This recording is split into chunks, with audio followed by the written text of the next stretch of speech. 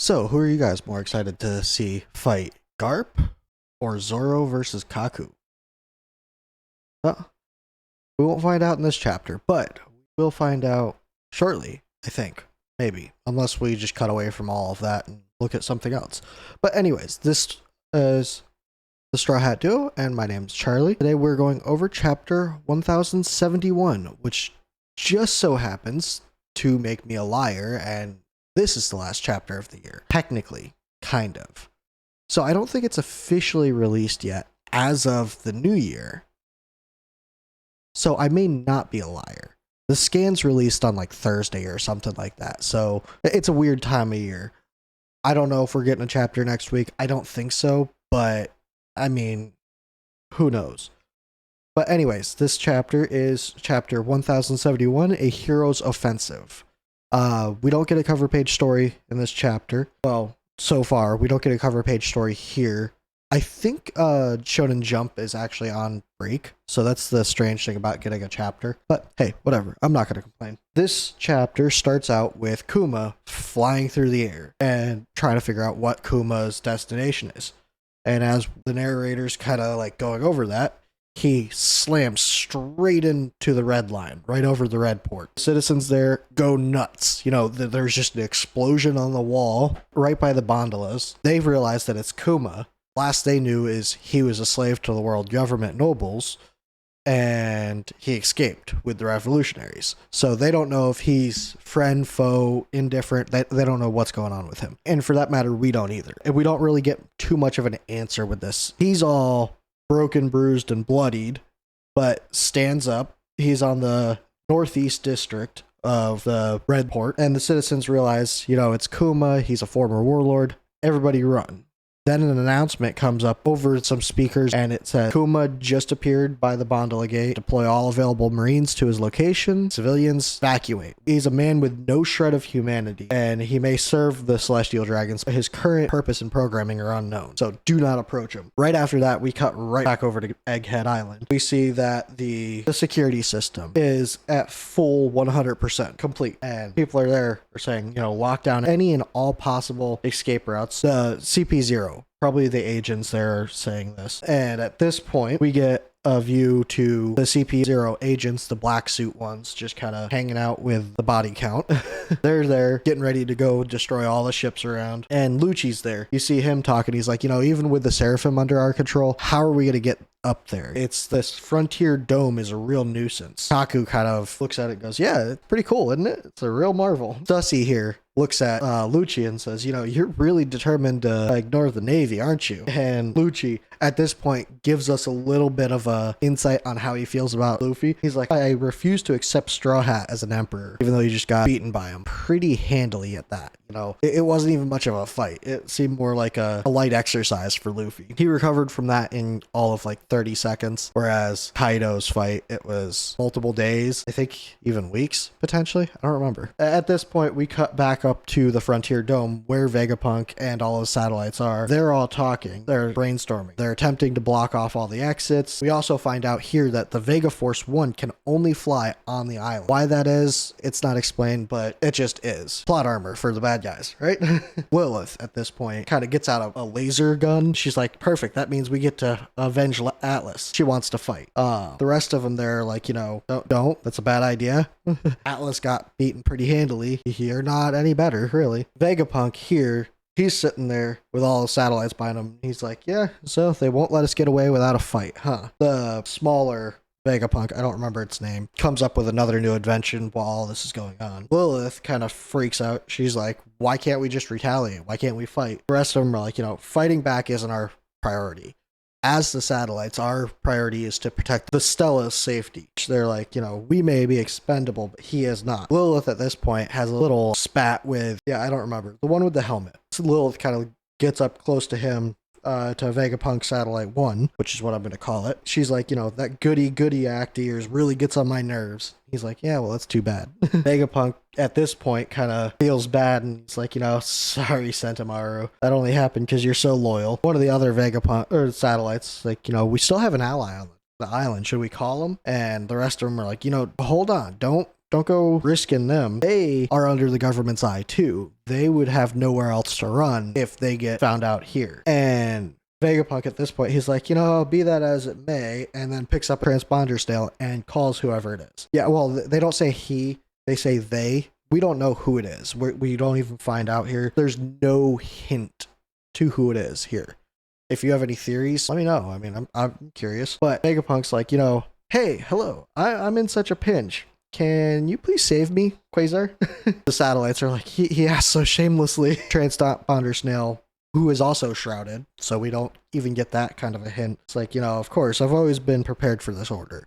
So this looks like they're going to help. No guarantee on that, but hey, it looks like it. Vegapunk's like, cool, looks like we're gonna get some help. The rest of them are like, escape should be easy as pie now. But if we focus and make sure CP0 is kept busy. They're like, yeah, especially if Stella has secured passage on the Straw Hat ship. They're like, okay, well, let's take Vega Force 1 to the ship. We'll make it from there. Lilith kind of looks at number 1 satellite and it's like, who put you in charge?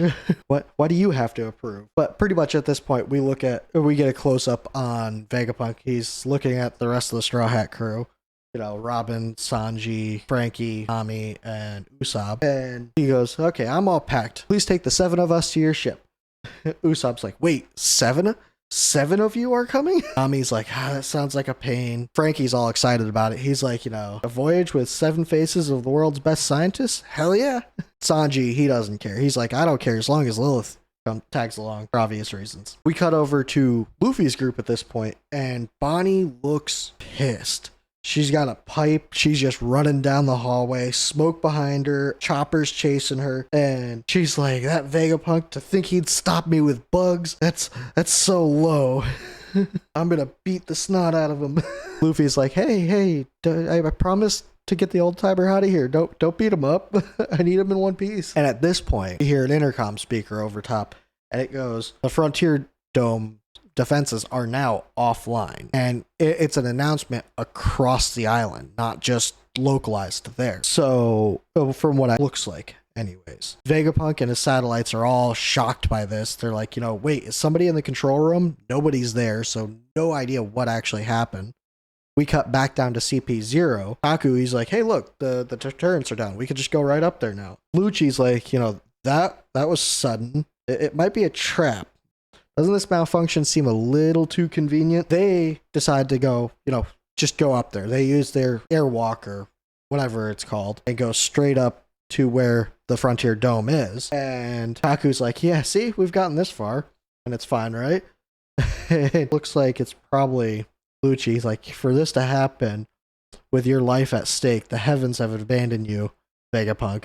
Yeah, so pretty much he's talking shit, I guess. And then they notice that the Straw Hat ship is there. Okay, so they have not left the Frontier Dome. I was thinking maybe they kind of managed to get past them and then the defenses were going to end up going back up and the CP0 is going to be trapped up there while they all got away, but that doesn't look to be the case. Lucci at this point goes, you know what, we've already taken care of all the other ships down below. Now we just got to destroy this one.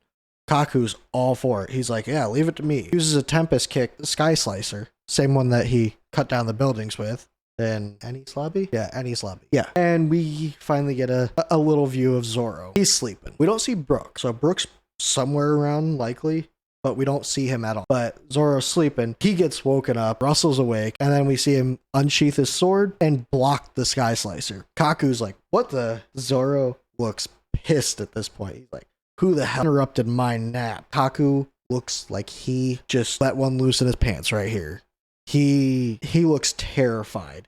He's like, Roronoa. Doesn't even call him Zoro, just Roronoa. We cut back over to the Vegapunks now, and they managed to get the Frontier Dome back online, but it was too late. The CP0 agents have already gotten up. They're like, they'll target the Straw Hat ship. They notice that, there's already a crew member fighting that was guarding the ship. If we don't hurry back him up, we'll lose our way out of here. And Lilith is excited about this. She's like, will you look at that? We get to go to war after all. And we get a little view of Zoro fighting here. He's got, pretty much, he's just throwing a sword slash out, and Kaku's blocking it with his leg. So we're definitely going to see some sort of a fight between the two. What it is, I don't know. Anyways, at this point, we look at Sanji and Nami. They notice that Luffy's coming through the door. So they're like, Luffy's like, we're leaving already, but we just got here. Come on, let's not rush it. Usopp's like, I want to stay too, but it's a government island, so it can't be helped. Nami's like, you already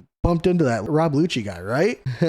Luffy's like, yeah, I know, but, and it sounded like he was going to be like, yeah, but he wasn't anything. I could take him. And he's like, but, oh wait, you haven't seen Bonnie, have you? She's a pirate lady with long hair. Robin at this point goes, now that you mention it, there's Vegapunk. And we cut over to where Bonnie and Vegapunk are. Turns out Bonnie is chasing Vegapunk down a hallway with the pipe. Just trying to... It's a Tom and Jerry cartoon right now. Vegapunk is Jerry and Bonnie is Tom. Going around with a pipe trying to get Vegapunk. Vegapunk's pleading with Bonnie, just stop, hold on. I'll explain later. We're in a rush. CP0's here. We're under attack. I'll explain it. Just give me a second. Bonnie's not having any of it. She's like, shut up. Can you turn my dad back to normal? Yes or no? Vegapunk gives a definitive answer here. Now, that doesn't mean it won't happen, and I'll explain that in a second, but pretty much he says, no, sorry, I can't, but there's a reason for that. So I'm thinking he can't necessarily turn her dad back to what he was. But that's what she asked. She asked, can you turn him back to normal? No, he can't. He obviously can't turn a cyborg back into an organic being, period. That's not within his realm of possibilities, unless he clones him. And even then, it's not turning him back, that's creating a new. It doesn't mean that he doesn't have his memories or database or whatever stored somewhere, or another body that he's transferred his consciousness into. Vegapunk is a perfectionist. So when somebody asks him, can you do this? If he can't do exactly that, he's going to say, no, I can't. But he's going to come up with another solution that's not necessarily the same as what you were asking, but achieving the same result you wanted, right? So that's what I'm thinking. I'm thinking he's just choosing his words poorly here because that's just how he is. He's a genius, he talks in absolutes almost.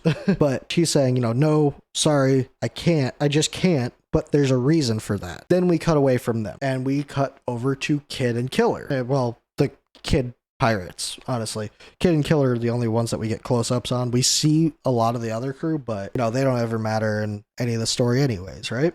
But it says somewhere in the waters of the New World, they see a fish the size of Kid's ship. He's like, whoa, isn't that a bigger fish than normal?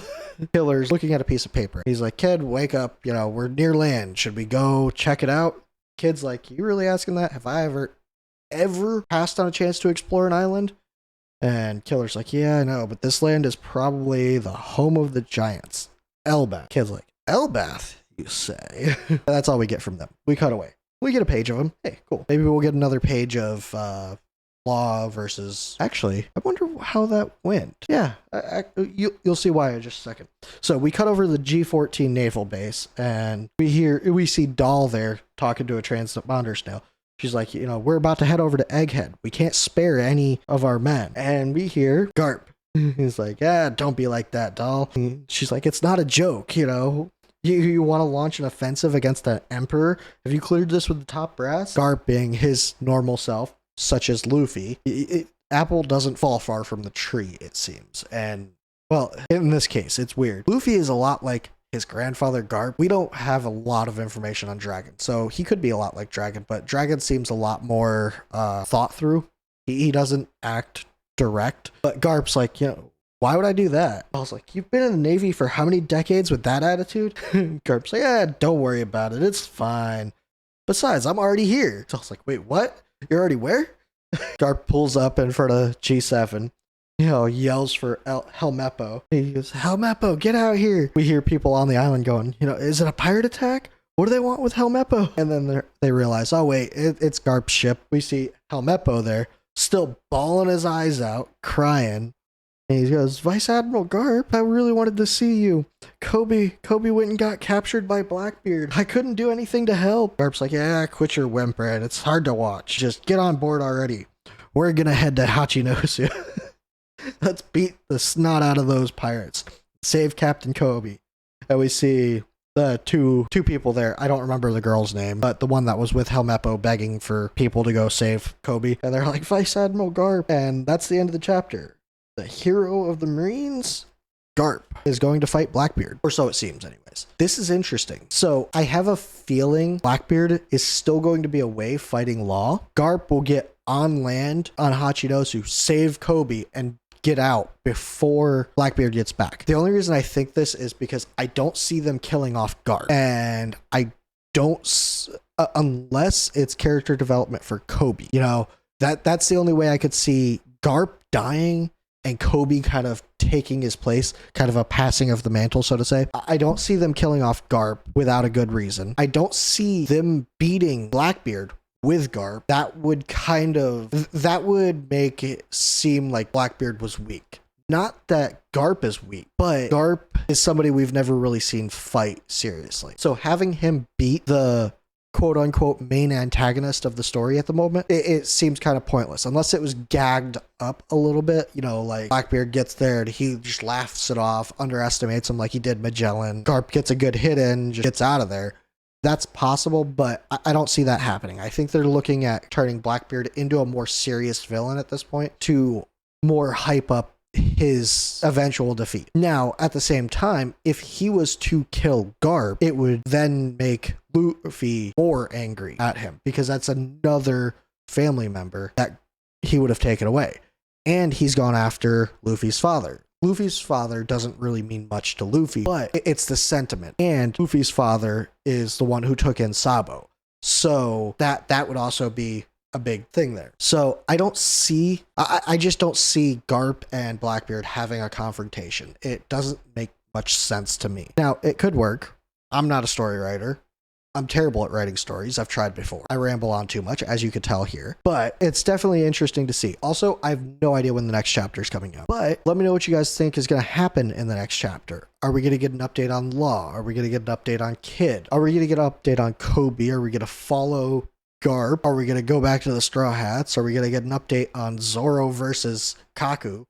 I mean, there's so much going on in the story right now. There's so much we could move to. There's so many areas we could jump to. It makes it difficult to predict where the chapters are going. It also makes it difficult to know what you want because all of those I would love to see. I'd love to see Elbath. I'd love to see, you know, what's going on between Law and Blackbeard. There's so many directions the story could go at this point in time, and we're just gonna have to wait for the next chapter, and you know, we'll see it next year. Speaking of which, I can say this because this video is being recorded on Saturday the 31st. Yeah, Saturday the 31st. So this video will not come out until next year. So this video was recorded last year. That's pretty much it for this chapter. Let me know what you guys think. Let me know where you guys want the story to go. I'm curious to know. Also, let me know who you think was on Vegapunk's island with him, who was being hunted by the Marines. I've heard a lot of guesses about that. So let me know what your guesses are in the comments. And till next time, I'll see you.